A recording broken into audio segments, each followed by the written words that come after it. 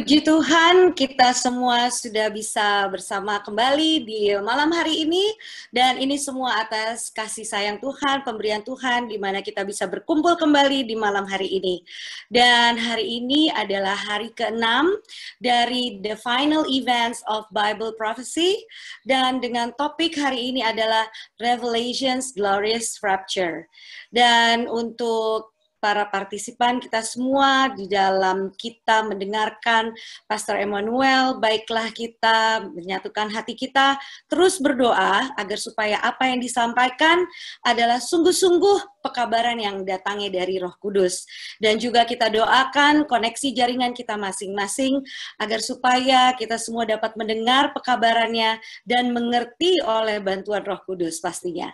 Dan bagi yang akan hendak bertanya, bisa menghubungi kepada host, co-host, ataupun juga bisa WA chat di nomor 0896 0896 384 11655.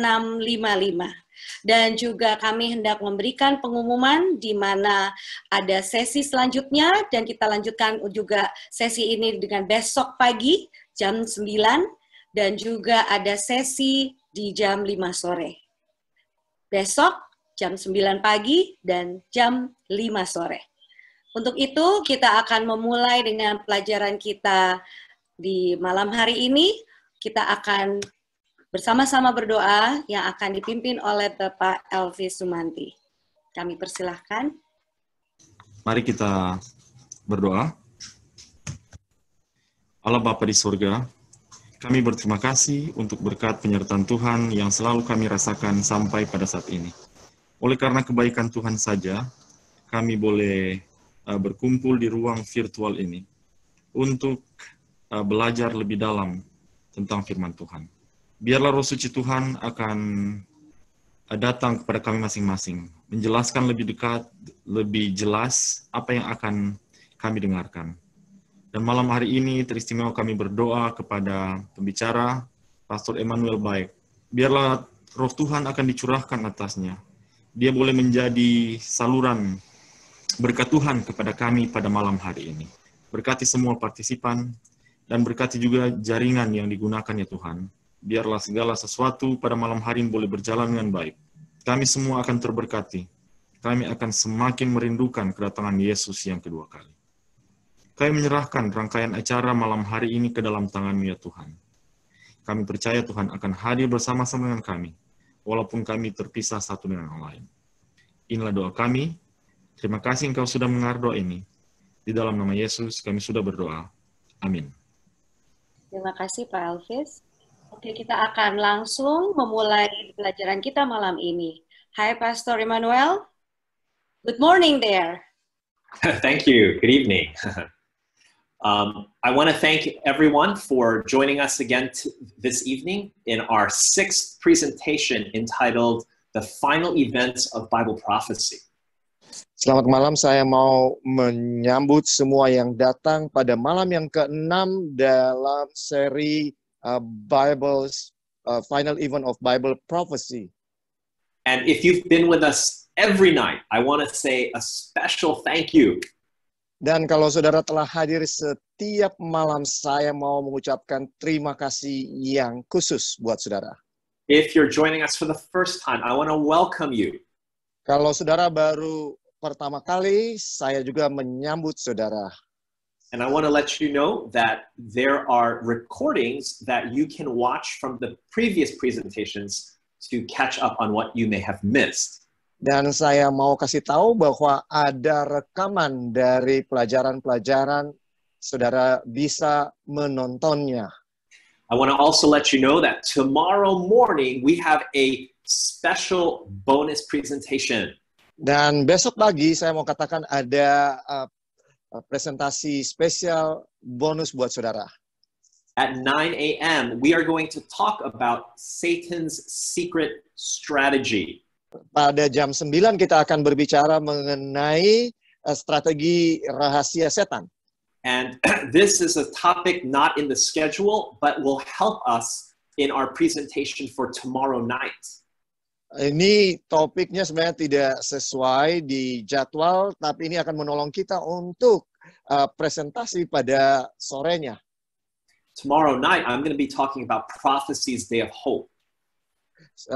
Besok malam saya akan berbicara mengenai pengharapan nubuatan. I'm going to show you what the Antichrist has been doing to try to deceive people in the world. Saya mau tunjukkan kepada saudara apa yang telah dilakukan oleh antikristus untuk menyesatkan orang di atas dunia. You do not want to miss tomorrow night's presentation. Pastikan bahwa saudara hadir. It's one of those presentations that Satan will do anything to try to keep you from listening to. Ya, setan akan berusaha supaya saudara tidak bisa mendengarkan presentasi ini. I want to challenge you to join us live tomorrow night. Saya mau menantang Anda untuk hadir besok sore. Tonight, our presentation is entitled Revelation's Glorious Rapture. Malam ini judulnya Revelation Glorious Rapture. And as we begin this evening, I want to talk to you about the city of Las Vegas. Sementara kita mulai, saya mau berbicara mengenai kota Las Vegas. Now, every year, Las Vegas receives about $70,000 in counterfeit money. Setiap tahun Las Vegas mendapatkan sekitar 70.000 uang palsu. They say $70,000. that American money is the most counterfeited money in the world today. Orang mengatakan bahwa dolar adalah uang yang paling sering dipalsukan di atas dunia ini. They say that counterfeit money has become so good that the average person cannot tell the difference between real and counterfeit money. Mereka katakan juga bahwa ini keahliannya sudah sangat meningkat sampai kalau orang biasa tidak akan bisa membedakan yang asli maupun palsu. And so a number of years ago, the government issued a new bill in order to try to combat counterfeiters. Dan beberapa tahun yang lalu pemerintah mengeluarkan uang kertas yang baru untuk melawan pemalsuan uang. And they began to, they hold seminars to teach law enforcement and bank officials how to identify these special counterfeit bills. Dan mereka mengadakan seminar untuk para penegak hukum maupun orang-orang yang bekerja di bank agar mereka tahu membedakan yang asli dari yang palsu. These seminars last between 7 to 11 days. Biasanya seminarnya antara 7 sampai 11 hari. And during that 7 to 11 days, when they learned how to detect counterfeit money, dan sepanjang 7 sampai 11 hari itu mereka belajar bagaimana untuk mengidentifikasi uang palsu. They do not look at one single counterfeit bill. Mereka tidak melihat satu pun uang palsu. In fact, they only study the genuine article. Bahkan mereka sebenarnya hanya mempelajari uang yang asli. You see, the reasoning is that if someone knows what the genuine looks like, alasannya adalah kalau seseorang tahu seperti apa yang asli, then they will immediately know when something is not real. Maka mereka akan segera tahu ketika ada yang palsu. And so tonight, I want to apply that reasoning to our study. Jadi, malam ini alasan itu yang saya akan aplikasikan dalam pelajaran kita. Because if we know how Jesus will return, Karena jikalau kita tahu bagaimana Yesus akan kembali, when we hear something that is not true, we will know right away. Ketika kita mendengarkan sesuatu yang tidak benar, maka kita akan segera tahu. Jesus said in John 14, verse 1, Yesus berkata di dalam Yohanes 14 ayat 1, he said, let not your heart be troubled. janganlah gelisah hatimu. As we come to the weekend, I want to challenge you to accept Jesus' promise for yourself. Sementara kita ada di weekend ini, saya mau menantang saudara untuk menerima Yesus dalam hati. As you sit here watching this video tonight, maybe you are stressed because of money. Pada saat ini mungkin saudara sedang stres oleh karena keuangan, hal keuangan. Maybe you are worried about your health. Mungkin saudara khawatir tentang rumah saudara. Maybe you're worried about the future. Mungkin saudara khawatir akan masa depan. But Jesus tells us in these words, in this verse tonight, to not be troubled. Tapi Yesus berkata di dalam ayat ini, malam ini, janganlah gelisah hatimu. And then in verse 3, Jesus said, Dan kemudian di dalam ayat 3, Yesus berkata, if I go and prepare a place for you, I will come again. Dan apabila aku telah pergi ke situ dan telah menyediakan tempat bagimu, aku akan datang kembali. Jesus did not say, I might come back again. Yesus tidak berkata, saya mungkin akan kembali lagi. He didn't say, maybe I'll come back again. Saya bisa saja datang lagi. He said, I will come again. Tapi dia berkata, aku akan datang kembali. Now, the disciples, they wanted to know. Murid-murid ingin tahu what it would be like before Jesus came. Seperti apa ketika Yesus akan datang itu. In Matthew 24, verse 3, they asked the question, what will be the sign of thy coming and of the end of the world? Dalam ayat Matius 24 ayat 3 mereka bertanya, apakah tanda kedatanganmu? And so the first thing that Jesus said to them, hal pertama yang Yesus katakan kepada mereka, before giving any signs about his coming, sebelum memberikan tanda apapun sebelum kedatangannya, he said, don't be deceived.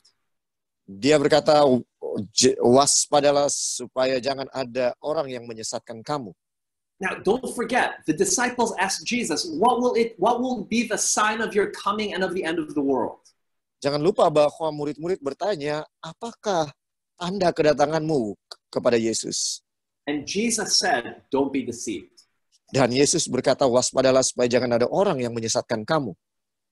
Then in verse 5 he said, dan kemudian di dalam ayat 5 dia berkata, that many people would come and try to deceive people. Bahwa banyak orang akan datang dan berusaha untuk menyesatkan banyak orang. So remember, the disciples were asking for signs of his coming, and Jesus told them not once but twice before giving any signs. He said, don't be deceived. Ingatlah bahwa murid bertanya, apakah tanda kedatanganmu? Dan bukan hanya satu kali, tapi dua kali Yesus berkata, jangan disesatkan. And then in verse 26, Jesus said, if they tell you that I've already come and I'm in some secret place. Dan di dalam ayat 26 dia berkata, kalau ada yang berkata bahwa saya sudah datang di tempat-tempat tertentu rahasia. Jesus said, don't go. Yesus berkata, jangan pergi. Because he said that my coming will be like the lightning that shines from east to west. Karena dia berkata, kedatanganku akan seperti kilat yang memancar dari timur ke barat. Now, I want you to notice that lightning is something that you can see even if your eyes are closed.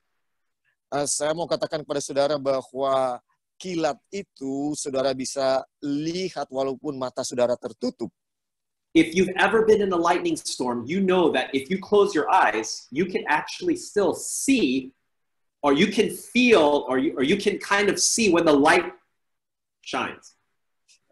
Ketika saudara berada di satu badai dan kilat sabung menyambung, saudara sebenarnya bisa menyaksikan kilat itu walaupun mata saudara tertutup. Scientists say that when a lightning strikes the earth, para ilmuwan mengatakan ketika kilat menyambar ke bumi, the lightning tip, the bolt, is so hot that it measures 4 times hotter than the surface temperature of the sun. dan ilmuwan mengatakan ketika kilat itu menyambar, ujungnya itu sangat panas, 4 kali lebih panas dari suhu matahari. So this tells us that when Jesus comes, you will see it. Ini mengatakan kepada kita bahwa ketika Yesus datang, saudara akan melihatnya. But how many people will see Jesus when he comes? Tapi berapa banyak orang yang akan melihat Yesus ketika dia datang? Well, the Bible says in Revelation chapter 1, verse 7, Alkitab mengatakan di dalam Wahyu 1 ayat 7, it says, behold, he comes with clouds, and every eye shall see him. lihatlah ia datang dengan awan-awan dan setiap mata akan melihat dia. According to the Bible, every person on planet Earth will see Jesus when he comes. Menurut Alkitab, semua orang di atas bumi ini akan melihat Yesus ketika dia datang. Now, I want you to notice what the book of Acts tells us. Saya mau saudara perhatikan yang dikatakan oleh buku Kisah Para Rasul. This happened when Jesus ascended. Ini terjadi ketika dia naik ke surga. It says, while they beheld, Dikatakan sementara mereka melihat dia. and then it says, a cloud received him out of their sight. Kemudian dikatakan bahwa awan menutupnya dari pandangan mereka. In the next verse, it says, Ayat berikutnya dikatakan, while they looked, ketika mereka sedang menatap. and then in verse 11, it says, Kemudian di dalam ayat 11 dikatakan, you men of Galilee, why stand ye gazing? hai orang-orang Galilea, mengapakah kamu berdiri melihat? Now, this is the important part. Ini bagian yang penting. This same Jesus, Yesus yang sama, which is taken up from you into heaven, yang terangkat ke surga, shall so come in like manner as you have seen him go into heaven. akan datang kembali dengan cara yang sama seperti kamu melihat dia naik ke surga. The angel simply tells the disciples, Jesus is going to come back the way that you saw him go. Malaikat mengatakan dengan gamblang bahwa Yesus akan kembali sebagaimana kamu melihatnya dia terangkat. The Bible says when Jesus comes, it will be as visible and bright as lightning. Alkitab mengatakan ketika Yesus datang, itu akan terang benderang seperti kilat. The Bible says every eye will see him. Alkitab mengatakan setiap mata akan melihat dia. And the Bible here tells us, not once, not twice, but 5 times it tells us that the disciples could see Jesus when he went, which means when Jesus comes, we will be able to see him. Dan Alkitab mengatakan bahwa bukan cuma 1-2 kali, tapi 5 kali bahwa murid melihat dia terangkat. Demikian juga ketika dia akan datang kembali. Luke tells us that we shall see Jesus come in the clouds of glory. Lukas mengatakan bahwa kita akan melihat Yesus datang dalam awan dengan kemuliaan. You will not be deceived when Jesus comes if you know that every person will be able to see Jesus when he comes. Saudara tidak akan disesatkan ketika Yesus datang kalau saudara tahu bahwa setiap orang akan menyaksikannya ketika dia datang. But there's another way that you can avoid being deceived when Jesus comes. Dan ada cara lain lagi supaya saudara tidak disesatkan ketika Yesus datang. You see, when Jesus comes, he does not come back alone. Saudara, ketika Yesus datang, dia tidak akan datang sendiri. Because Matthew 25 verse 31 tells us, Karena Matius 25 ayat 31 mengatakan kepada kita, when the Son of Man shall come in his glory, apabila anak manusia datang dalam kemuliaannya, and all the holy angels with him. Dan semua malaikat bersama-sama dengan dia. You see, not only will Jesus come and everybody will be able to see him. Bukan hanya Yesus datang dan semua orang akan melihat dia. But Jesus does not come alone. He comes with thousands and 10,000s of angels from heaven. Tapi dia akan datang bersama ribuan, bahkan puluhan ribu malaikat-malaikat. Some of you are wondering, why does he have to come with so many angels? Mungkin ada yang bertanya, kenapa dia datang dengan begitu banyak malaikat? The Bible tells us in Matthew 24, Alkitab mengatakan di dalam Matius 24, he shall send his angels with a great sound of a trumpet, ia akan menyuruh keluar malaikat-malaikatnya dengan meniup sangkakala yang dahsyat bunyinya, and they shall gather together his elect. dan mereka akan mengumpulkan orang-orang pilihannya. The angels that come with Jesus, they come to gather the righteous from the earth to meet Jesus in the air. Malaikat-malaikat yang bersama-sama dengan Yesus, mereka mengumpulkan orang-orang yang benar dan terangkat bersama-sama di awan. So you will not be deceived if you know that when Jesus comes, every eye will see him. Saudara tidak akan tersesatkan kalau saudara tahu bahwa ketika dia datang, semua mata akan memandangnya.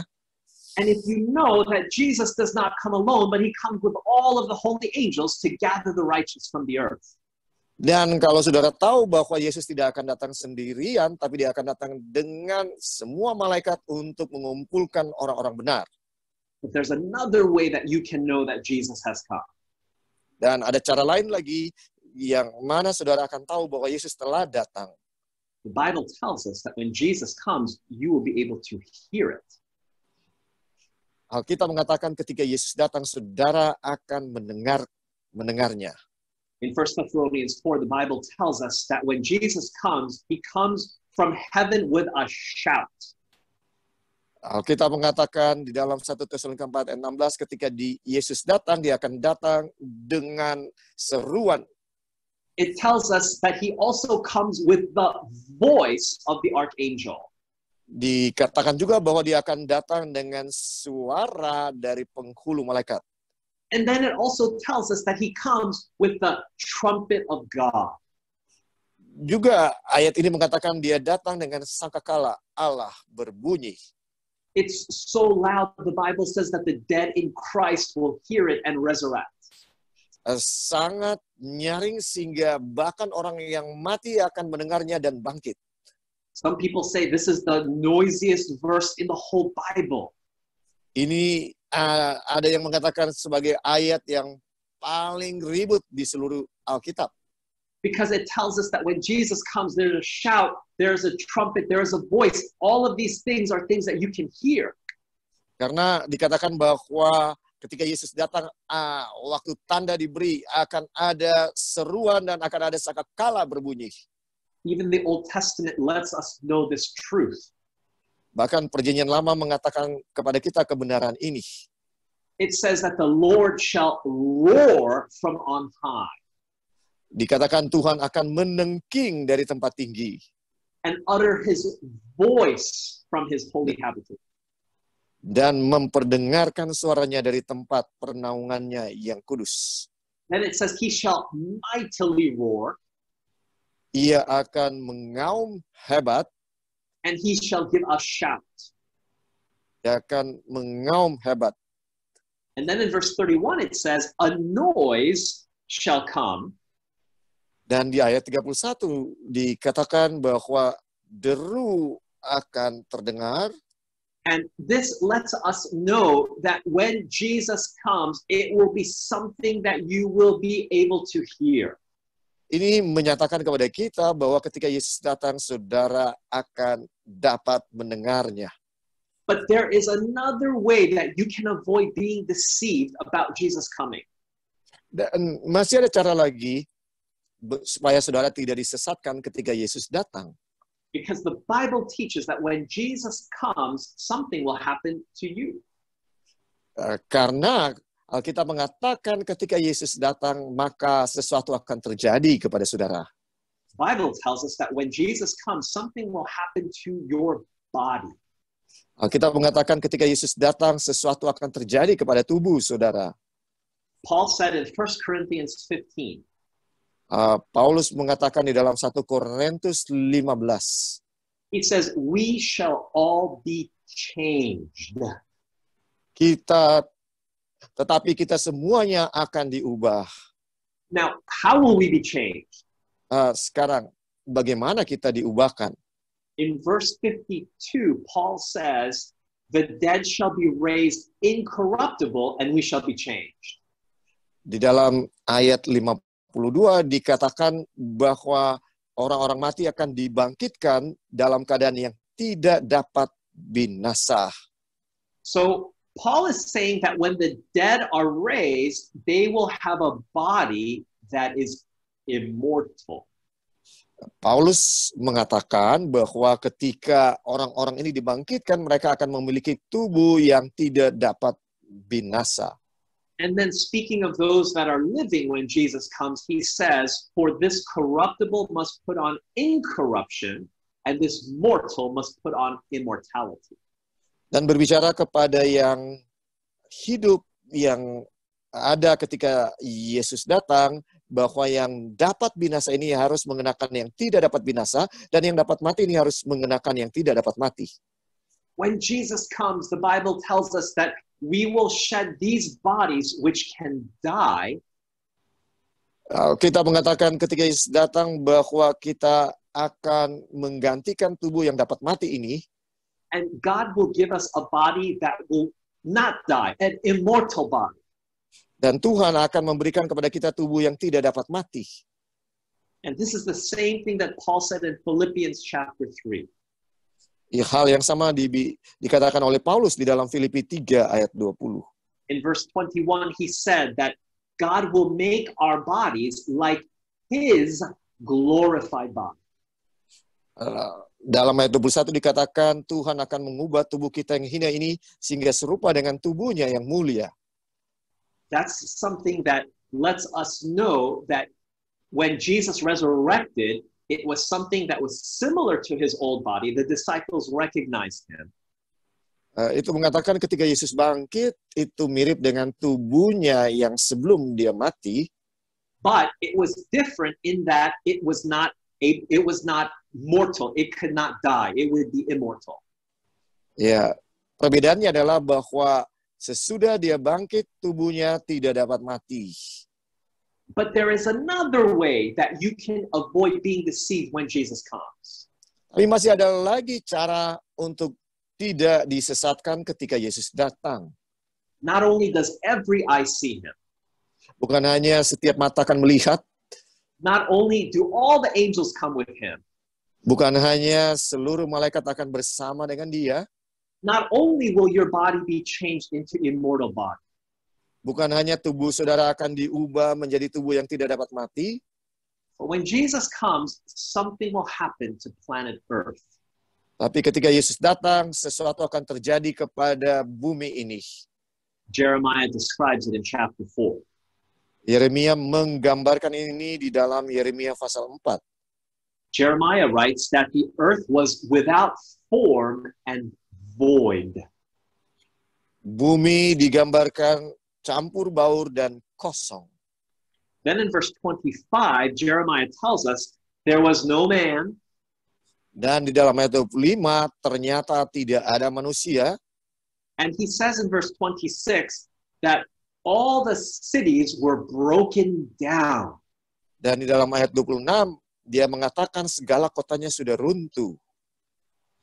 Planet Earth looks similar, or I should say it goes back to the condition before God put human people and animals and things on this planet.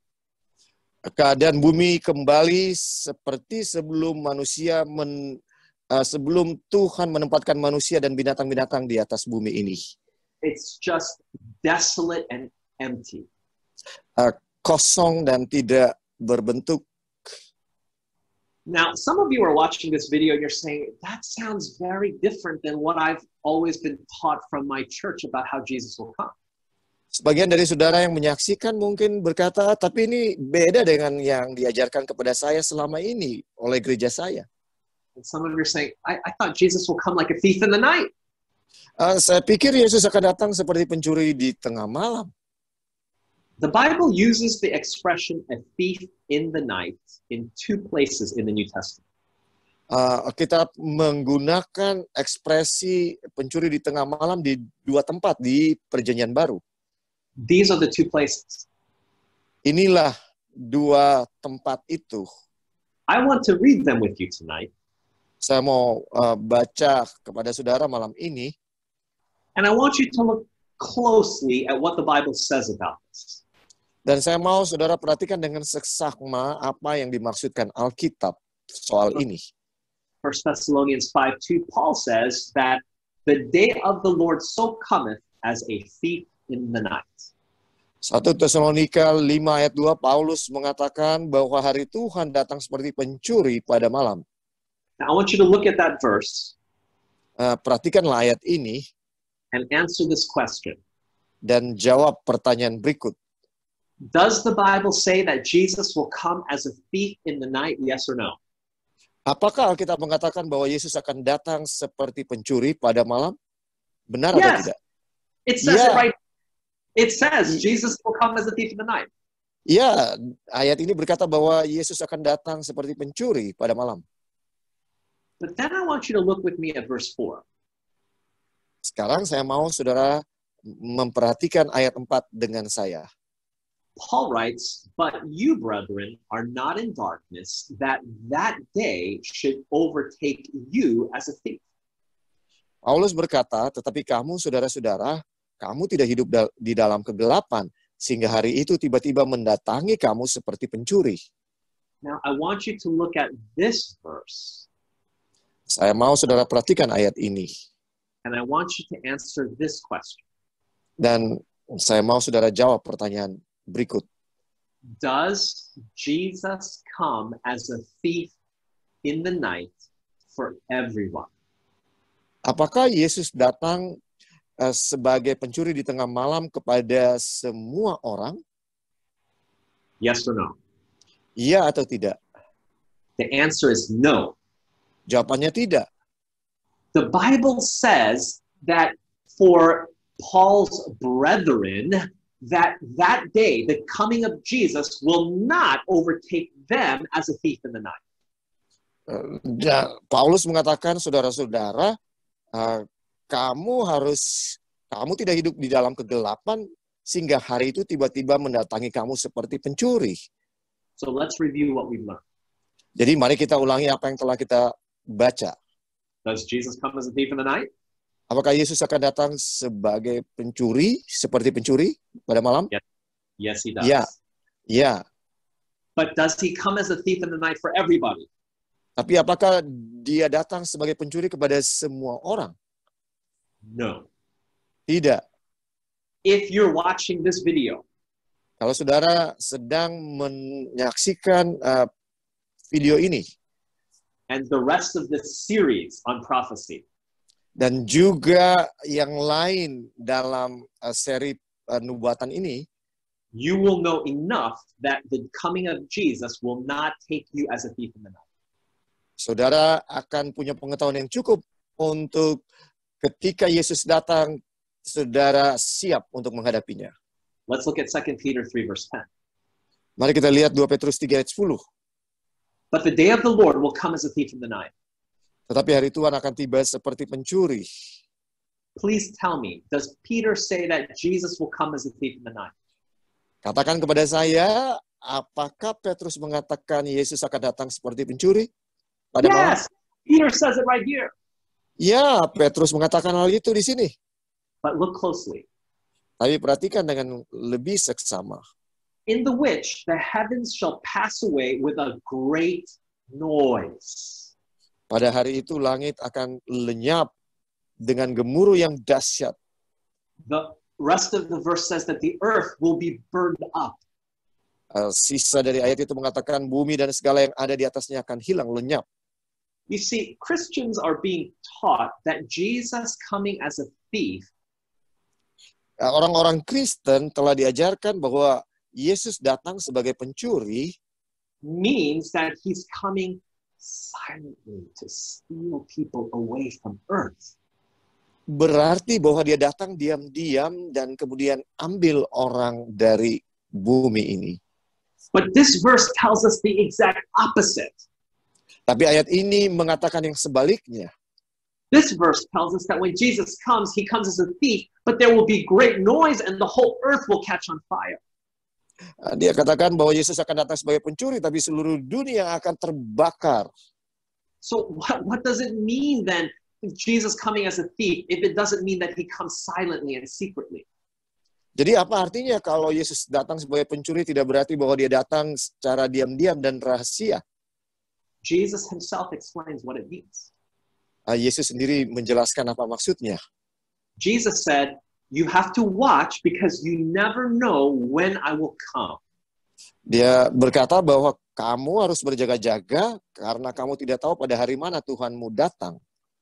But know that if the good man of the house had known in which watch the thief would come, he would have watched and would not have suffered his house to be broken. Tapi ketahuilah ini, jika tuan rumah tahu pada waktu mana pada malam hari pencuri akan datang, sudahlah pasti ia berjaga-jaga dan tidak akan membiarkan rumahnya dibongkar. Then Jesus said, you also watch and be ready, for in the time you don't think Jesus will come. Sebab itu hendaklah kamu juga siap sedia karena anak manusia datang pada saat yang tidak kamu duga. How many of you have ever received a text message from a phone number that you don't know? Berapa banyak dari saudara yang pernah menerima message, SMS yang dari nomor yang saudara tidak kenal? And it says something like this. Dan dikatakan seperti ini. I know what time you sleep. Saya tahu jam berapa kamu tidur. And when you're sleeping tonight, dan ketika saudara kamu tidur malam ini, I am going to come into your home. Saya akan datang ke rumahmu. I will steal your new TV. Saya akan mencuri TV barumu. I'm going to steal all of your cash. Saya akan mencuri semua uangmu. And I'm going to steal your car. Dan juga mobilmu. Nobody gets a message like that. Tidak akan ada orang yang mendapatkan SMS seperti itu. Why? Kenapa? A thief never tells you when he is coming. Pencuri tidak akan pernah mengatakan kepada saudara kapan dia mau datang. Jesus did not say, I am coming as a thief to tell us how he will come. Yesus tidak mengatakan bahwa dia akan datang seperti pencuri, bukan caranya dia akan datang. We know when he comes, you'll see it, you'll hear it, the earth will be changed, everything will be able to be recognized. Ketika Yesus datang, saudara tahu bahwa semua orang akan melihat, saudara akan mendengar, dan ada banyak hal yang akan terjadi, diubahkan. Jesus said, I'm coming as a thief to describe the timing of his coming. Dia menggunakan ilustrasi ekspresi pencuri untuk menyatakan a thief simply comes unexpectedly.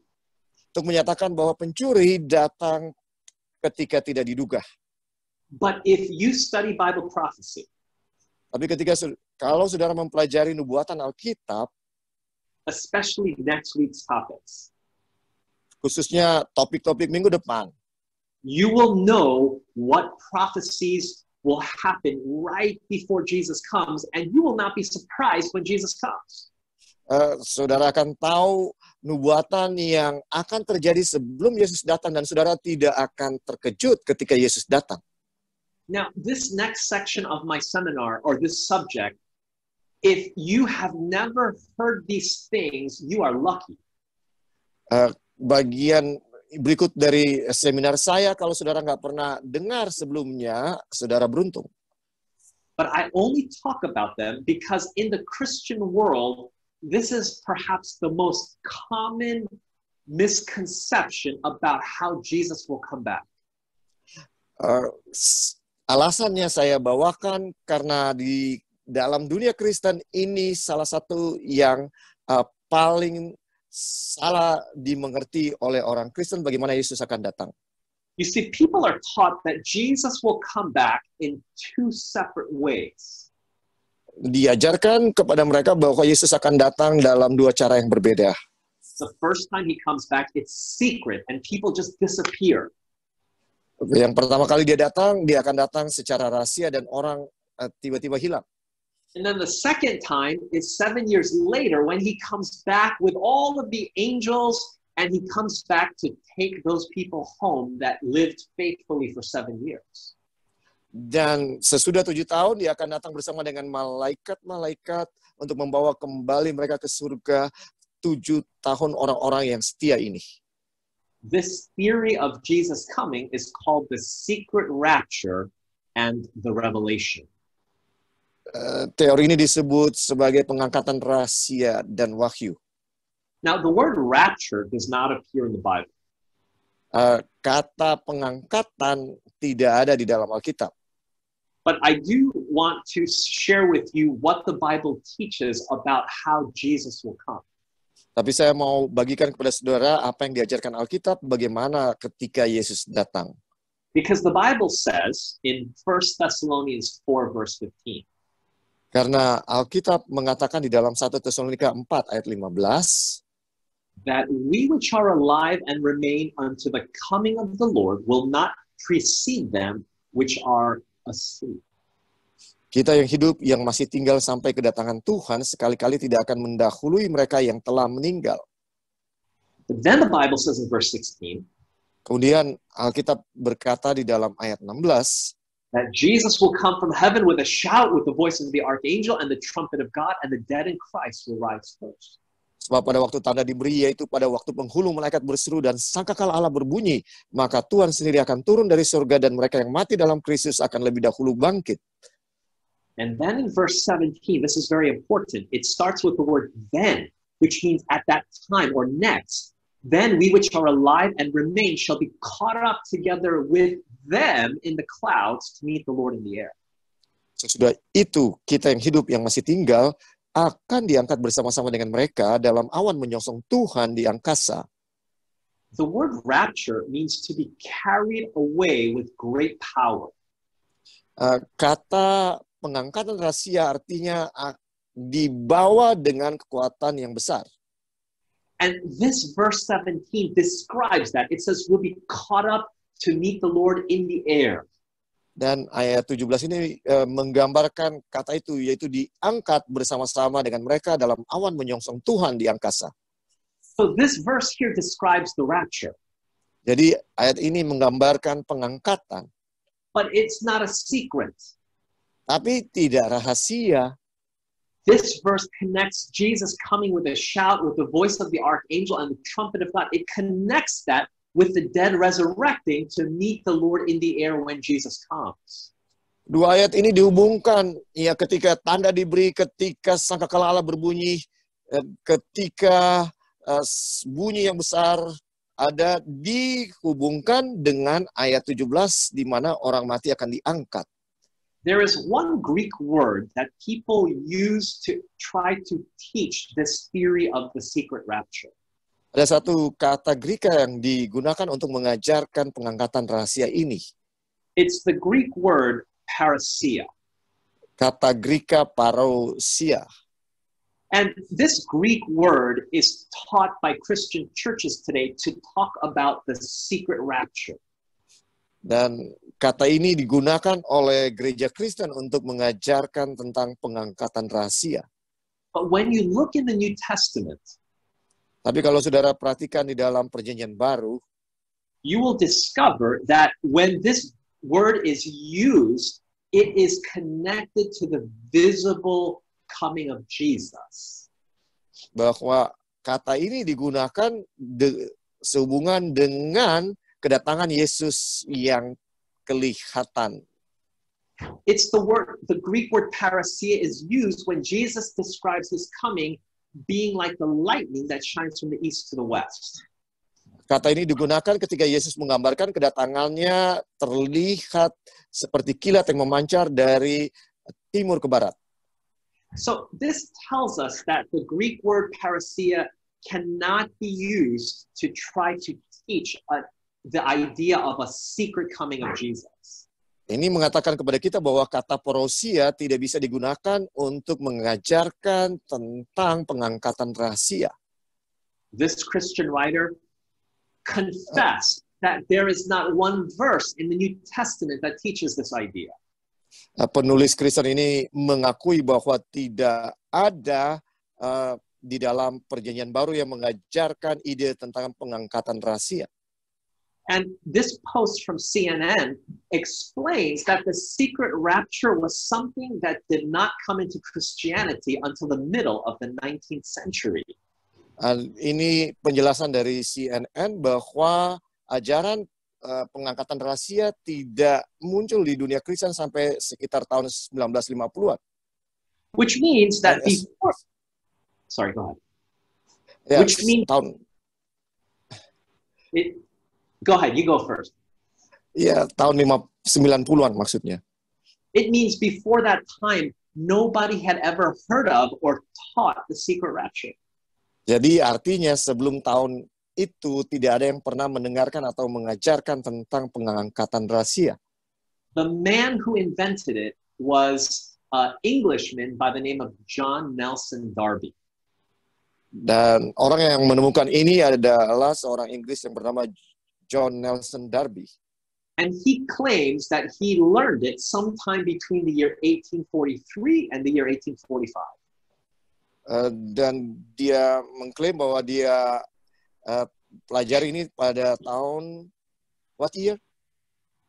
Sometime between 1843 and 1845. Di antara 1843 sampai 1845. Now, what I'm explaining in this part of the seminar, if you've never heard this before, you're lucky because you didn't learn wrong things. Yang saya mau katakan bahwa kalau saudara tidak pernah belajar tentang hal ini, saudara beruntung karena saudara tidak pernah belajar sesuatu yang salah. But some Christians are being taught that when Jesus comes in the secret rapture, then 3.5 years later, the Antichrist will appear. Ya, mereka mengajarkan ketika Yesus datang secara rahasia 3,5 tahun kemudian, maka Antikristus akan datang. If you remember from the night we talked about the Antichrist, this is the future interpretation. This is called the futuristic interpretation of the Antichrist. Kalau saudara masih ingat dalam pelajaran kita sebelumnya, ini yang disebut dengan tafsiran future di masa yang akan datang. But the Bible does not teach this. Tapi Alkitab tidak mengajarkan hal ini. Notice what the Bible says in 2 Thessalonians 2 verse 8. Perhatikan apa yang diajarkan oleh Alkitab di dalam 2 Tesalonika 2 ayat 8. It says, then shall that wicked, that's one of the names Paul gives the Antichrist. Dan ketika si pendurhaka, ini salah satu sebutan dari Antikristus. And he says, whom the Lord shall destroy with the brightness of his coming. Yang akan dibinasakan oleh Tuhan dengan kedatangannya. Please listen carefully. Dengarkan dengan seksama. If Jesus destroys the Antichrist when he comes back a second time, kalau Yesus membinasakan Antikristus waktu dia datang pada kali yang kedua, that means that the Antichrist must have already been here by the time Jesus comes. Itu artinya bahwa Antikristus sudah ada pada saat dia datang lagi. But I've heard some people say, but doesn't the Bible teach that when Jesus comes, one is going to be taken and one will be left? Tapi sebagian orang mengatakan, bukankah Alkitab mengajarkan bahwa ketika Yesus datang, satu diangkat, satu dibiarkan, ditinggalkan? The Bible does say this in Luke 17. Ya, Alkitab mengatakan ini di dalam Lukas 17. The Bible says when Jesus comes, there will be two people, one will be taken, one will be left. Alkitab berkata ketika Yesus datang akan ada orang yang diangkat, ada yang ditinggalkan. There will be two women grinding and one will be taken, one left. Ada dua orang perempuan bersama-sama mengilang, yang seorang akan dibawa dan yang lain akan ditinggalkan. Two men in the field, one taken, one left. Ada dua orang di ladang, yang seorang akan dibawa dan yang lain akan ditinggalkan. Now, in order to understand what happens to these people, Supaya kita bisa memahami apa yang terjadi kepada orang-orang ini, we need to understand what Jesus was talking about in this chapter. kita harus memahami apa yang dibicarakan oleh Yesus di dalam pasal ini. If you go to verse 26, Jesus talks about Noah. Kalau kita baca ayat 26, Yesus sedang berbicara mengenai zaman Nuh. And it says that the people were just living, and then Noah went into the ark, and then the flood came and destroyed everybody. Dikatakan bahwa orang sedang hidup, kemudian Nuh masuk ke dalam bahtera, lalu datanglah air bah dan membinasakan mereka semua. I want to ask you a question. Saya mau bertanya kepada saudara. After Noah went into the ark, Sesudah Nuh masuk ke dalam bahtera, what happened to the people that were left? apa yang terjadi dengan orang-orang yang tidak masuk? What happened to them? Apa yang terjadi kepada mereka? They died. Mereka mati. And this is the same idea that Jesus gives again in verse 28. Dan ini ide yang sama lagi yang diberikan oleh Yesus di dalam ayat 28. In Lot's day, they were just living life, Ya, pada zaman Lot mereka menghidupkan kehidupan mereka sehari-hari. but as soon as Lot was taken out of Sodom, Tapi segera sesudah Lot keluar dari Sodom, what happened to the people that were left? apa yang terjadi kepada mereka yang masih di Sodom? They all died. Mereka semuanya mati. So when Jesus says, one will be taken, one will be left, Jadi ketika Yesus berkata bahwa seorang akan dibawa, yang lain ditinggalkan, the disciples want to know what's going to happen to the people that are left. murid-murid ingin tahu apa yang terjadi dengan orang-orang yang ditinggalkan. And Jesus says, they're dead. The birds will eat them up. Dan Yesus berkata mereka mati dan burung nasar akan memakan mayatnya. Now, why is the secret rapture theory so popular in the Christian world today? Kenapa ajaran mengenai pengangkatan rahasia begitu populer di dunia Kristen saat ini? There are several reasons. Ada beberapa alasan. But one of the reasons is that the secret rapture theory teaches that God's people will not go through tribulation. Tapi salah satu alasannya bahwa pengangkatan rahasia mengajarkan bahwa umat-umat Tuhan tidak akan mengalami masa kesesakan. And when people hear that, they think, good, I don't like to go through tribulation. Dan ketika orang mendengar hal itu, mereka bilang, oh bagus, saya tidak suka melalui masa kesesakan. But does the Bible really teach that the righteous will not go through tribulation? Apakah benar Alkitab mengajarkan bahwa orang benar tidak akan mengalami masa kesesakan? Let's see what the Bible says. Mari kita lihat apa yang dikatakan oleh Alkitab.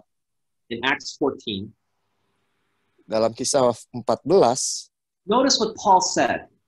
perhatikan apa yang dikatakan oleh Paulus. We must, through much tribulation, enter into the kingdom of God. Kita harus masuk dalam kerajaan Allah dengan mengalami banyak sengsara. Paul didn't say, yeah, you might have, or there could be. He said, you have to go through tribulation. Dia tidak berkata bahwa ya bisa saja ada masa kesesakan, tapi dia katakan kamu akan mengalami masa kesesakan. This is what Jesus said. He said in John 16:33, in the world you shall have tribulation.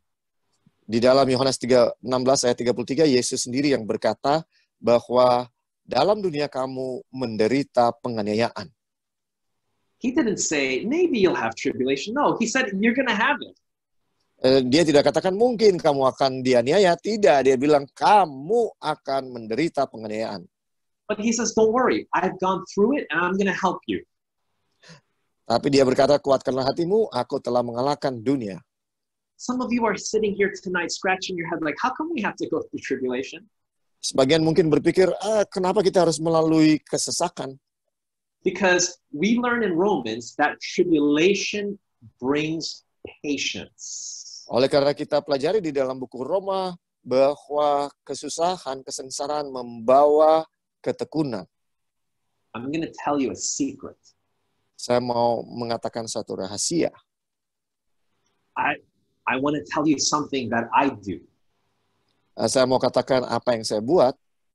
When I pray, Ketika saya berdoa, I never pray for patience. saya tidak pernah berdoa untuk ketekunan. Do you know why? Saudara tahu kenapa? Because if you want patience, you know how God is going to give it to you? Karena kalau saudara mau ketekunan, tahukah saudara bagaimana Tuhan akan berikan itu kepada saudara? He's going to send you trials and tribulations. Dia akan memberikan kepada saudara ujian dan kesengsaraan.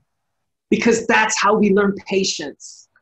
Karena begitulah kita mempelajari atau bagaimana untuk mendapatkan ketekunan. The secret rapture theory became popularized especially because of the book series called The Left Behind series. Ya, teori pengangkatan rahasia ini menjadi populer oleh karena seri buku novel yang berjudul Left Behind. But this series, it really deceives people today. Tapi ajaran ini betul-betul menyesatkan orang saat ini. Here's why it's so dangerous. Ini alasannya kenapa ini sangat berbahaya. They teach that if you don't make it in the secret rapture when Jesus comes, Mereka mengajarkan kalau saudara tidak diangkat secara rahasia waktu Yesus datang, you have 7 more years to get your life ready, and then you can meet Jesus in the revelation. Maka saudara punya waktu 7 tahun untuk mempersiapkan diri saudara untuk bertemu Yesus di Wahyu. But the book teaches that if you don't get ready in the second in that coming of Jesus, dan buku ini mengajarkan kalaupun saudara tidak siap waktu Yesus datang sesudah 7 tahun itu, they're teaching that you have 1,000 years to get ready, and then you can be ready for Jesus at the end of the 1,000 years. Maka saudara akan ada 1.000 tahun untuk mempersiapkan diri, dan di akhir 1.000 tahun saudara akan bertemu dengan Yesus. I want you to see why this is a deception. Saya mau saudara mengerti kenapa ini adalah penyesatan.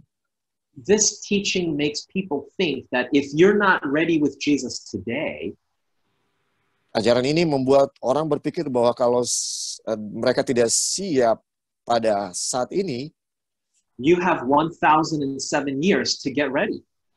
Masih ada 1.000 tahun untuk siap. And that's not true. Dan itu tidak benar. We don't know what tomorrow holds. Kita tidak tahu apa yang akan terjadi besok. We don't even know if we'll be able to make it for tomorrow night's meeting.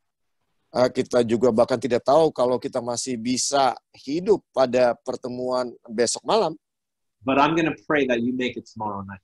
Tapi saya mau berdoa supaya saudara hadir besok malam. But do you understand that what this teaching does is it makes people put off getting their life right with God today. Ajaran, ya saya mau saudara melihat bahwa ajaran ini membuat orang menunda supaya siap bertemu dengan Tuhan sekarang. The Bible teaches there is no second chance after the second coming. Alkitab mengajarkan bahwa tidak ada kesempatan kedua sesudah kedatangan Yesus kedua kali. Look at what 2 Corinthians 6 verse 2 says. Apa yang dikatakan di dalam 2 Korintus 6 ayat 2, it says that today is the day of salvation. Dikatakan bahwa saat inilah hari keselamatan itu. Oh friends, don't you see that Satan wants to deceive Christians to think that they have more time to get their life ready for God. Setan sedang mengajarkan bahwa menyesatkan orang Kristen bahwa mereka masih punya waktu untuk mempersiapkan diri bagi Tuhan. But we have no safety in putting off that preparation right now. We have to do that today. Tidak ada keamanan di dalam menunda persiapan itu. Kita harus siap sekarang. So I want to ask you if you are willing. Saya mau bertanya kepada saudara, apakah saudara bersedia? To say, Jesus, I want to be right with you today. Yesus, saya mau benar di hadapan Engkau saat ini. In other words, if you want to say, Lord, I want to have my life ready right now. Dengan kata lain, Tuhan, saya mau siap saat ini. I'm not going to wait for tomorrow or for the 7 years of tribulation. I'm not going to wait for that. Saya tidak akan menunggu besok atau 7 tahun sesudah masa tribulasi. Today, I'm going to confess my sins. Saat ini saya akan mengakui dosa saya. Today, with your power, I'm going to turn away from sin. Dengan kekuatan daripadamu, saya mau meninggalkan dosa. For me, today is the day of salvation. Bagi saya, hari ini adalah hari penyelamatan itu.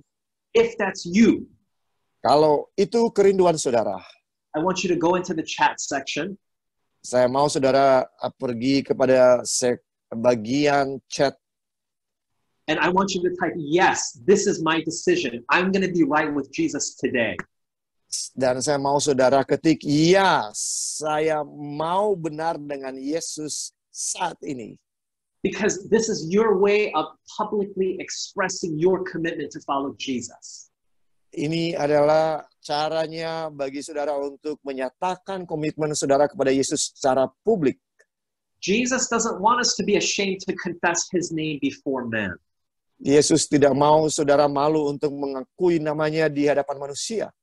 Because if we're ashamed, then he's going to be ashamed to confess our name before his heavenly Father. Karena kalau kita malu, maka dia juga tidak akan mau mengakui nama kita di hadapan Bapa. Today is the day. Hari ini adalah harinya. Don't put it off tomorrow.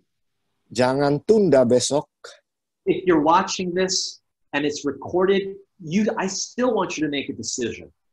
Dan saudara, kalau saudara menonton ini secara rekaman, Let Jesus know that you give him your whole life today.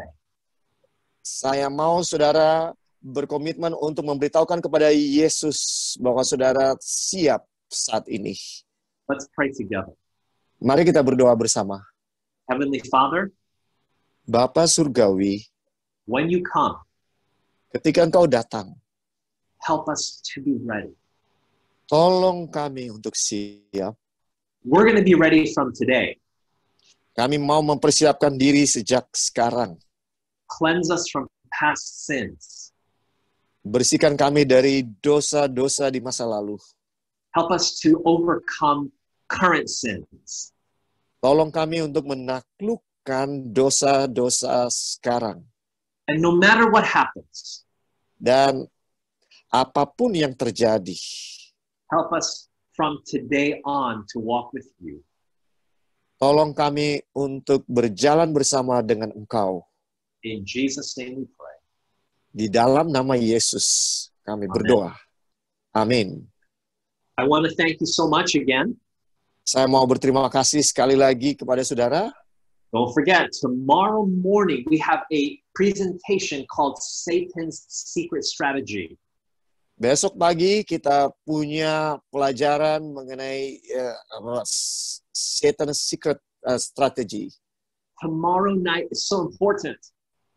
Besok malam juga sangat penting. Prophecy's Day of Hope. Hari nubuatan yang berbahagia. I want to remind you there's a handout for tonight's presentation. Saya mau ingatkan kepada saudara bahwa ada handout untuk pelajaran malam ini. If you contact the hosts, they will share that handout with you. That covers all of this subject. Kalau saudara menghubungi hostnya, maka saudara akan dapatkan bahan-bahan ini. God bless you, and I will see you tomorrow morning. Tuhan memberkati saudara. Sampai jumpa besok pagi. Selamat malam, and terima kasih. Thank you, Pastor Emmanuel. Thank you, Pastor Roy.